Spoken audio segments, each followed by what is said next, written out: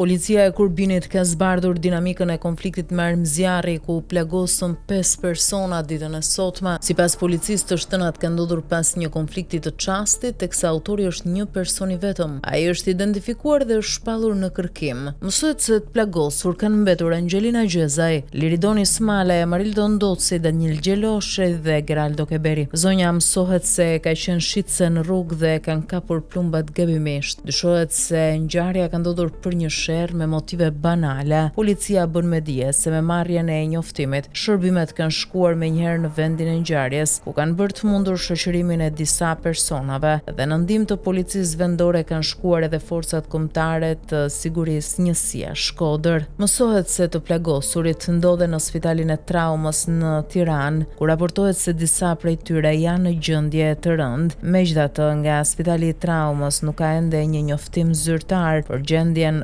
shëndetësore të plagosurve. Ngjarja e sotme tronditi qytetin e Laçit.